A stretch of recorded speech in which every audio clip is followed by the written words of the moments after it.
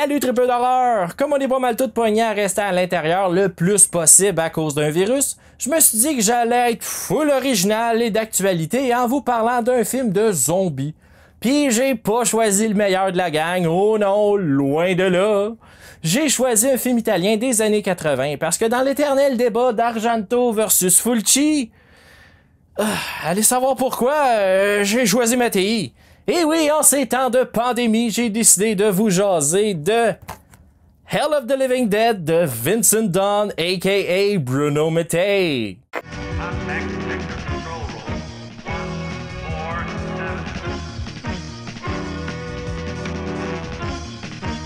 Hey, première fois que je vous jase d'un film d'horreur italien, puis je commence ça avec un film de Bruno Mattei puis de Claudio Fragasso. Ouais, on commence ça rough. Pour ceux qui les connaissent pas, c'est les maîtres du rip-off et des suites par rapport. Mattei a réalisé Terminator 2 aka Shocking Dark et Jaws 5 Cruel Jaws, parce que oui, il y en a un cinquième.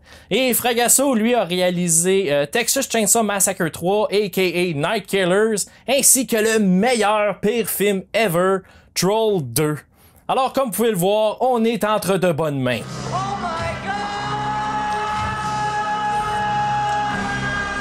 Aussi connu sous le nom de Zombie Creeping Flesh, Virus, Night of the Zombies, Cannibal Virus, Zombie of the Savannah, Hell of the Living Dead et Virus, Hell of the Living Dead. Je dois avouer, je me sens un peu mal de parler de ce film-là avant de parler de Zombie de Fulci, mais comme il a été récemment utilisé par Full Moon Features dans un film à la Kung Pao à propos de la COVID-19 appelé Corona Zombies, je me suis dit que c'était juste logique de vous parler de ce chef-d'œuvre de Monsieur Mattei. By the way, il y a déjà une suite à Corona Zombies où l'histoire focus plus sur Joe Exotic, le Tiger King, que sur la pandémie. Ouais, Full Moon en manque vraiment pas une. Même que je serais pas surpris que par le temps que cette vidéo-là soit disponible, il y en ait déjà un troisième qui sorte.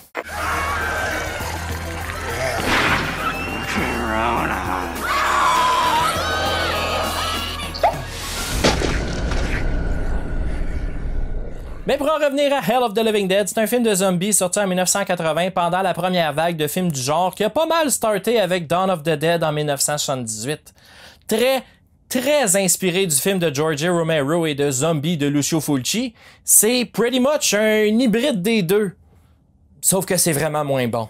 En Papouasie-Nouvelle-Guinée, après l'échec de l'opération Sweet Death qui a transformé tout le personnel du Hope Center en zombies,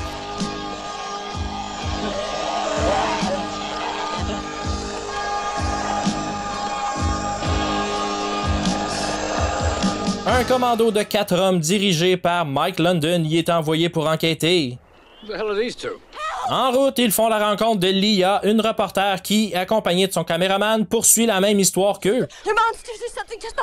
Ils se rendent tous assez vite compte que le pays entier est envahi de morts vivants et qu'ils doivent s'en sortir pour passer le message. Si on continue d'oublier le tiers-monde et de pas le nourrir, c'est lui qui va se nourrir de nous. You have brought on the apocalypse. You have launched the beginning of the end, and now nothing and no one can prevent the ultimate disaster. Là, avant d'aller plus loin, je veux juste vous avertir, si vous n'êtes pas habitué aux films d'horreur italiens, vous feriez probablement mieux de skipper celui-ci. Pas parce que c'est full dégueulasse, là, quoique le maquillage des zombies est quand même vraiment réussi dans une couple de scènes, mais non, c'est parce que c'est pas le film le plus facile à suivre, et si vous avez jamais été initié au genre avant, ben Hell of the Living Dead vous donnera vraiment pas la meilleure première impression. En fait, ce serait normal que, même si vous en êtes pas à votre premier rodéo, ce film-là vous donne l'impression qu'on vous troll, mais non! That shit's real, bro!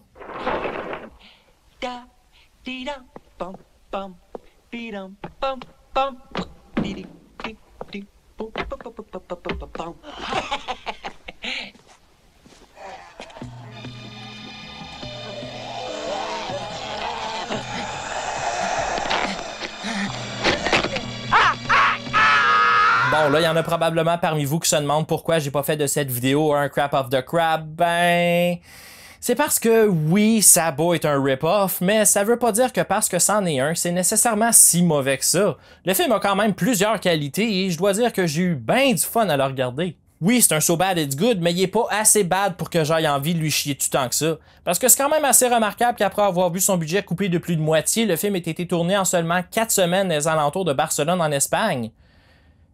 Attendez une minute, j'ai-tu dit remarquable? Je voulais dire prévisible parce que c'est sans surprise qu'après le tournage, ils se sont rendus compte qu'avec le footage qu'il y avait, le film faisait fuck all de sens. Mattei et Fragasso ont donc rencontré les producteurs afin d'essayer de trouver une solution et ils ont décidé de tout simplement utiliser des scènes de d'autres films. Ils ont aussi construit des décors afin de filmer des scènes supplémentaires dans le but de remplir les trous pour qu'au final, l'ensemble fasse un minimum de sens. I guess que les lois sur les copyrights étaient pas ce qu'elles étaient aujourd'hui parce qu'ils se sont vraiment pas gênés. Le stock footage utilisé vient de Des Morts, La Vallée et de Nueva Guinea, l'Isola dei Cannibali, a.k.a. The Real Cannibal Holocaust. Et ça paraît en crise quand on switch au stock footage parce que non seulement la qualité de l'image n'est pas pareille, souvent on fait juste fixer un cadavre quelconque ou un animal qui court au ralenti pendant qu'un des personnages nous explique ce qui se passe dans le film. Façon très maladroite de domper de l'information aux spectateurs quand on n'a absolument rien à montrer. Best way to the river from here will take us through one of the native villages, approximately 10 miles away. Incidentally, what are we going to do with those 2 reporters? We'll have to ditch them someplace. Like that village you mentioned. That'll be okay, don't worry. Mais tu sais, malgré tous les problèmes de production rencontrés, le produit final se tient. Ce qui fait que je lui pardonne donc beaucoup de ses erreurs et défauts. Mais hey, on n'a pas fini parce qu'en plus des problèmes avec son narratif, le film a aussi une soundtrack, on va dire, controversée. Plusieurs d'entre vous l'ont probablement déjà reconnu ou sinon ça vous dit crissement de quoi, mais la musique provient majoritairement de la bande sonore de Dawn of the Dead. Le reste, c'est des petits samples de Bouillot Omega et de Contamination.